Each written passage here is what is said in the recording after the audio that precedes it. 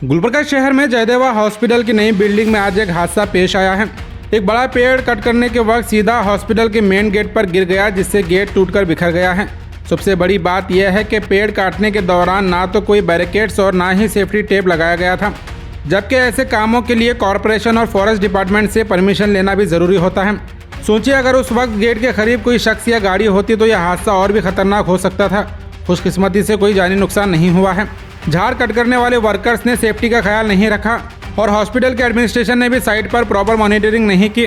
दोनों तरफ से खुली लापरवाही सामने आई है।